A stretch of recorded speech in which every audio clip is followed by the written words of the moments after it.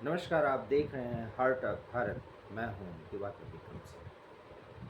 अब पूरे देश को, पूरी दुनिया को ये शक नहीं होना चाहिए कि भारत पिछले 4 दशकों से अधिक समय का एक प्रॉक्सी वार, जो बहुत कम पैसे में एक भूखे नंगे देश और हमेशा नफ़रत की आग में जलने वाले लोगों, जिहादी जनरलों के प्रयासों का जो दुष्फल और दुष्परिणाम होगा, उसका पूरा का पूरा हिसाब किताब किया जाएगा।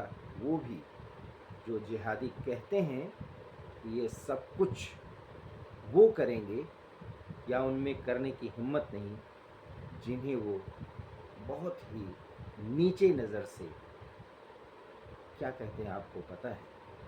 वो ये कहते हैं ये काफिर है।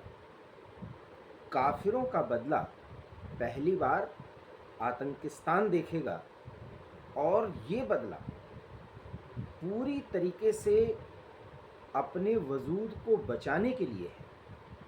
और यही काम इज़राइल करता रहा, इसीलिए 6 देशों के साथ एक साथ उसने पहले भी युद्ध किया था।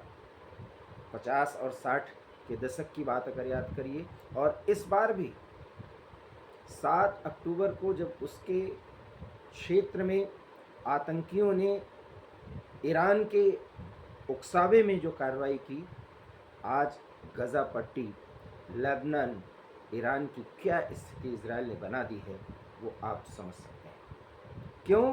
क्योंकि हर एक इज़राइल का नागरिक ये कहता है उसे जीने का अधिकार है, और अगर जीना है तो मरना तो सीखना होगा। और इसलिए मैं बराबर कह रहा हूँ कि जिन 26 लोगों ने जान दी वो शहीद हैं, और उनके शहीदी का बदला सिर्फ एक आक्रमण से, वो भी छोटे मोटे सर्जिकल स्ट्राइक से, एयर स्ट्राइक से, जी नहीं, ये बदला ऐसा होगा कि मक्कारी जो की जाती है, उस मक्कारी का जो प्रत्युत्तर है वो कितना खतरनाक है। वो मक्कार देश के लोग, वहाँ के सेना के लोग, वहाँ के राजनीति में पूरे देश को चलाने वाले लोग, उनको भड़काने वाले लोग अगले 1000 साल तक याद करेंगे।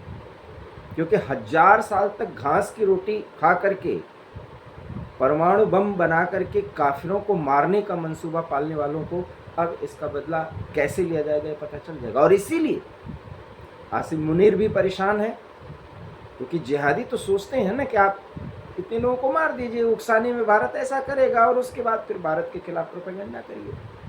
और उस प्रोपेगेंडा वार में तो ऐसे वो जीत भी नहीं पाएगा, क्योंकि 11 साल जो मेहनत इस देश को दुनिया के सामने प्रस्तुत करने में की गई है, उसका परिणाम तो अब दिख रहा है 22 अप्रैल के बाद। और अब तक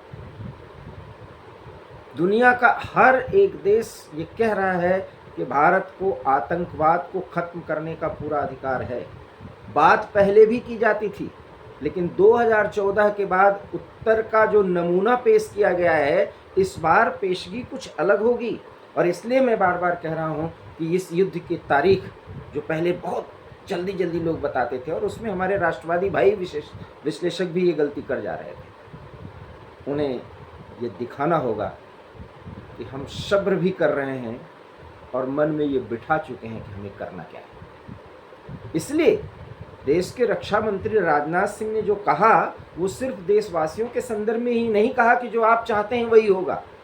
ये तो उन पाकिस्तानियों के लिए भी जो वो चाह रहे थे वो ये होगा। और वो ये क्या चाह रहे थे? वो चाह तो 1965 में भी किया, 1947 में भी किया था, 1971 में भी किया, करगिल में भी किया। लेकिन इस बार उन चारों से कुछ अलग होगा। और अलग सिर्फ कुछ एक पार्ट अलग करवा देना या कुछ पार्ट मिला देना नहीं। इस बार वो जिहादी सोच जो धर्म के नाम पर पूरे दुनिया मुस्लिम उम्मा का या पूरी दुनिया के मुसलमानों की जो बादशाहत साबित करने की कोशिश पाकिस्तान कर रहा है, उस वजूद को खत्म करने का प्रयास होना चाहिए, ताकि इनको पता चले कि काफिर की सोच, इजरायली यहूदियों की सोच, इजरायलियों की सोच बिल्कुल एक होती है। पहली बार ये बताने की कोशिश की जा रही है और मेरी नज़र में ये बहुत बड़ी जीत है। और इसलिए आज राहुल गांधी की भी प्रधानमंत्री से मुलाकात हुई है। अभी तक राहुल गांधी बहुत संयम का परिचय दे रहे हैं। ईश्वर से अनुरोध है कि सद्बुद्धि इतनी दे कि वो कुछ अपनी बकबकी न करें, क्योंकि उनकी आदत है। हालांकि जो मजाक में लोग उनको कहते हैं उस नाम को मैंने कभी सपोर्ट नहीं किया, लेकिन हाँ, अब उन्हें पता चल गया है कि मोदी को चेक एंड बैलेंस करने के लिए उतना ही दिमाग रखना पड़ेगा, उतना ही सब्र रखना पड़ेगा और उतनी देश के बारे में जानकारी रखनी पड़ेगी। तो मैं वो नाम तो नहीं लूँगा, लेकिन हाँ, युवराज के माइंडसेट से अब अलग होकर के इस देश के विपक्ष के नेता हैं, इस भूमिका को वो समझते हुए दिख रहे हैं। समझ लिए हैं ये मैं नहीं कह सकता, और अगर वो दिखते रहे तो निश्चित रूप से इस मुश्किल की घड़ी में वो देश के लिए एक बड़ी भूमिका अदा कर रहे हैं, जिसे फ़िलहाल तो हम तारीफ़ कर रहे हैं। आगे हो सकता है कि वो कुछ ऐसा करें जिसमें हमें बोलना पड़े। और इसलिए मैं बार बार कह रहा हूँ कि पहली बार राहुल गांधी भी बहुत ही समझदारी का परिचय दे रहे हैं, और इस देश में वो लोग जो माहौल बना रहे हैं कि अब ये हो जाएगा, अब ये हो जाएगा। रोज़ तो कुछ ना कुछ हो रहा है, और सबसे बड़ी चोट आर्थिक चोट होती। एक उदाहरण से सिद्ध करूंगा। अगर आप गजा पट्टी का पूरा एरियल व्यू, अर्थात आसमान से लिया गया कोई चित्र देखें, तो गजा पट्टी में अब खंडहर के अलावा कुछ दिखता नहीं। फिर भी लोग वहाँ इजराइल के खिलाफ लड़ रहे हैं। तो हम उनकी तारीफ न झोंकें, क्योंकि जो पिटेगा, जो इस मानसिकता से है, वो है भाई, इजराइल को भी तो, इजराइल के लोगों को भी तो जीने का अधिकार है। माना कि फिलिस्तीनियों को भी जीने का अधिकार है, वो जिए, लेकिन आप किसी के वजूद को खत्म करेंगे, और अगर करेंगे तो वो ताकत है तो वो लड़ेगा। लेकिन इजराइल ने किया क्या कि गजा अब तुम्हारा है भी नहीं, और वहां पर ह्यूमैनिटेरियन ग्राउंड पर जो कुछ भी आ रहा है वो हम आने भी नहीं देंगे, तुम लड़ो। इसलिए माइंडसेट से लड़ाई जो लड़ी जाती है वो बहुत लंबा खींचेगा। सामने वाला किस अंदाज में लड़ रहा है और कितना लड़ेगा ये भी जानना चाहिए। तो भाई, पत्थर भी तो उनका औजार ही है। इसलिए महिमा घटी समुद्र की, रावण बसा पड़ोस।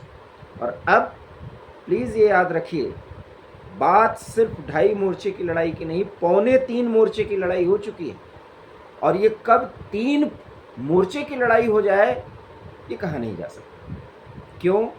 क्योंकि पूरी दुनिया का एक डीप स्टेट जो प्रभावी होता है, वेस्ट वर्सेस ईस्ट, उसमें भारत जिस तेजी से बढ़ रहा है, उसको तबाही के ओर ले जाने के लिए, उसको युद्ध में उलझाने के लिए जो अपने मित्र देश बन रहे हैं वो भी तैयार हैं, और दुश्मन तो तैयार है ही है। और सबसे बड़ी बात कि हमारे देश में जितने पाकिस्तान हैं, उन पाकिस्तानियों को भी कंट्रोल करना भी एक बहुत बड़ी चुनौती है।